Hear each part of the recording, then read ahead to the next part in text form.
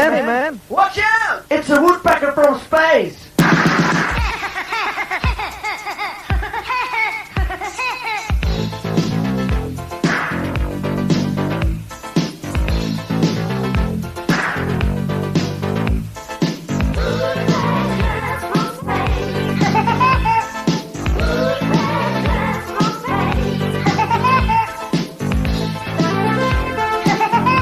I am looking for inspiration in other sculptures, and my goal is to fix the head, give it some anatomy. You know, the problem is it's very artificial. It doesn't have any personality. So the goal in this sculpture, in this session, is to give the head some good personality, maybe fix the hair, work on the hair, try to do all the general details. I got most of the sculpture already done as far as proportions. I just have to do very small details. So at this point, it's just a matter of concentrating and trying to figure out what I want to say with the sculpture. And I have to use very small tools in order to get that to work. These metal tools, because it keeps my sculpture very geometric, and I kind of like that. That way I'll build all the planes of the nose, the nostril for example. I can kind of just push it around and build that. It doesn't have to be perfect, but when you kind of just push it around a little bit with this tool, it does tend to work fairly well. And the eyebrows, it's very difficult to do as well, because you have to kind of exaggerate the eyebrow ridge, because normally sculptors, from what I've seen, don't really sculpt the eyebrows. I have seen sculptors that do put it in there. So one of the things I like doing is taking one of these shop towels, and you can get them at any auto parts store. I really find that they remove a lot of the geometry necessary in sculptures. So what I do is, once I have a rough shape of the sculpture, I tend to get it pretty wet, and then I'll just go at it and I will try and blend the muscles together. And on this one you do have to kind of hold the sculpture a little bit, but you can see, even though I am adding texture, it's not about the texture itself, but it's about blending the muscles together so she doesn't seem as muscular. So the linea alba, which is right down the middle, you can just kind of blend it. So the more you use this, the better. Old masters used to use burlap, and you can get a burlap sack and cut it, but I find that if you go to a advanced auto parts, you can get a bag full of these cloths for about $30, and it's so much cheaper than cutting burlap. Burlap is a little bit rougher, but this is a really good cloth that you can even use it in oil-based stuff, but you have to dilute it. The good thing about water-based clay is that it's very easy to get rid of the geometry. So if your stomach is getting a little bit too big, you can simply crosshatch using this and eventually get rid of a lot of the geometry and blend it all together. And once you get to this sort of stage, you need to have a little bit of a better surface to fix your sculpture. So all of this works together as one. And you can push it down, like if the clay is getting hard, wet it, but it tends to fight you a little bit the harder the clay becomes.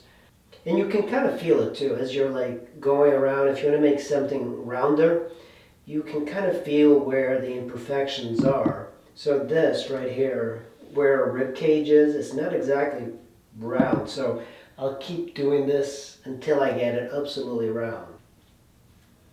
So try and do in the direction, like almost like a cylinder as you're going around the legs here.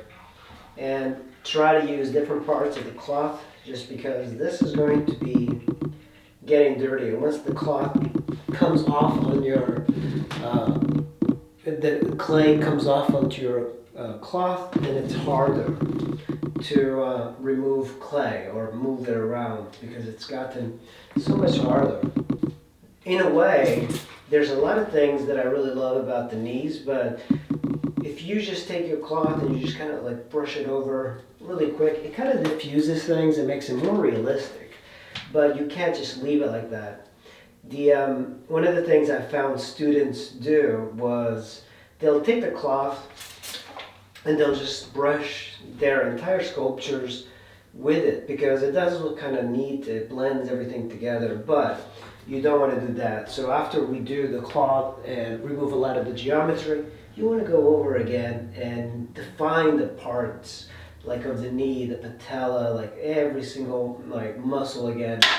But for right now, we're concentrating on just using this to round off the form. Cross it, that means that this muscle right here on this leg is very obvious. It's the vastus lateralis, and it's bunched up, so it's kind of coming forward a little bit. So just using that technique and then spraying it a little bit with water and using a cloth like this will really blend everything together. But this is just a small step. I keep going back and forth with the geometry. It's like you can hide it, you can emphasize it, and I tend to emphasize it a little bit more. So I'm trying to be a little bit more subtle since this is a female body, so it's a lot more subtle than that. Of course, this is a work in progress. I am putting the hair, and one of the things that I don't tend to like is hair, especially like hiding the back. The back is such an interesting part of the human body because it's got the scapula, it's got the shoulder girdle, and there's many more things in there that I don't want to hide. So, but I am sculpting the hair down, and in the model, the hair doesn't really touch the back, but I am making the hair touch the back because that's going to be a support. So when you fire it, most likely it's going to hold up a lot better than just by having the hair separated. One way you could do it if you want the hair separated from the figure is just to cut it after you model it and then fire it separately and then just reattach it. But I don't particularly want to do that, so I'm just going to, I attached it to the body, and it's also going to help drying as well. But if you use your tool, you use your cloth to blend your anatomy, and you know that's the thing, this uses up a lot of water just because the clay is drying and drying quite fast. So, but you know, like somebody asked me on one of my previous videos, it's like, how long can you work this sort of clay? And the thing is, you can work it forever as long as you add water, but it tends to dry out depending on the pose. A standing pose like this with a lot of air going and flowing around it, it's going to be drying out a lot faster than a reclining pose. So it's just something to kind of keep in mind when you're sculpting. It's not that big of a deal. You know, the oil-based clay, it's got some strengths. The water-based clay is definitely better for people who sculpt a lot and do very quick sort of type of sculptures. It's a lot cheaper. It's a lot easier to get. So often you will start out as a sculptor with water-based clay because it's a very good way of learning how to sculpt. But it just requires a little bit more engineering on your part. It's not difficult, and you can fire it. You could also make a mold of it. So if it's like an issue for you, you can create a mold out of it, especially in the shadows, because you know our human eye is just so much better for looking at detail, but you have to rely a little bit on anatomy. So as you're going down, you really have to like try and study where the rib cage is, where the pelvis is, the shifting of the hips, the shifting of the shoulders, but I am struggling. So, you know, even though like you guys are watching, you might think I know what I'm doing. It's for me, it's always a learning process. Every sculpture that I do is something that I learn. You know, sculpture for me has never gotten easier. I've gotten faster, but it's never been easy. And there's lots of little things here that are wrong with the sculpture, but I've been adding a lot more detail. You can see that my hands and everything are square, and that's for a reason. I do like to make things square and flat. I have some issues here with the deltoid. In the acromion process, this bony landmark is very important, and then there's like this separation here between the acromion and the deltoid, but this is all part of the deltoid, and the muscle goes into this, it's almost the middle, it's the deltoid tuberosity.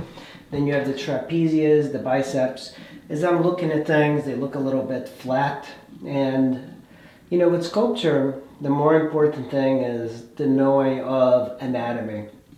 I just wanted to talk to you guys about this sort of clay because a lot of people, not a lot, maybe 2 people have posted up in the comments in the videos asking about this sort of clay. What is it? This clay is just standard backyard clay. And, you know, I buy it, it's like $15 per 25 pounds. It's like $30 for two bags, which equal to 50 pounds of clay. So a lot of clay goes into this. And this is pretty heavy. Like even this clay, it gets heavy because it's wet and it's clay. It's very dense. You could get clay really cheap. And when you get clay, you have to like filter it out. And that's the reason I don't really do that, because it is a lot of work to purify clay. I've never done it, but you can just go to like your backyard, and when you dig a hole, you'll most likely hit clay. Now the clay will be a different color depending on the region. So this clay is called Virginia red. It's what we have around this area, and it's by Laguna, I believe, but all these clays tend to be different colors depending on regions, because you know it's the minerals that are in the ground. So this is just terracotta, water-based clay. There is a difference between this and air-dry clay. Air-dry clay, I've used it. I don't like it very much, but it is a good idea if you're interested. So there's terracotta and air-dry clay. Air-dry clay, if this was air-dry clay, if I was if I was to leave this unwrapped, it would dry to its final consistency and you would not need to fire it. But it's a very strange sort of clay and it smells really bad. So I like this. It's organic, and I think it looks good. I like the consistency of it. This is no grog. There is another version that's got grog, and that's like little bits of clay in it that help firing. I tend not to use that, but if you're just starting, it's probably a very good idea to do that. This clay really lends itself well to all sorts of sculpture, and artists have used it for centuries. So you can make a mold out of this sort of clay. You don't have to like bake it. So a lot of people think because I'm doing this that perhaps the goal is to make a mold. I can make a mold or I can fire it. That's the benefit of this. And of course, it is just so much cheaper than oil-based clay. The YouTube's, it's got tons of oil-based clay tutorials, but you know, the modeling itself, the modeling of the sculpture, it's the same. And this one, in a way, is nice to do details because you can like make it harder if you like carving. You can make it softer if you really like to model it with tools. So it really depends. This clay, by the way, is already getting pretty hard. But I wanted it that way because that's how we're managing to keep this upright. It takes quite a bit of time to do sculpture, as you guys probably know that are watching out there, but it's a very rewarding sort of experience. There's very few sculptors out there, And if you enjoyed this video, just post it up in the comments below, and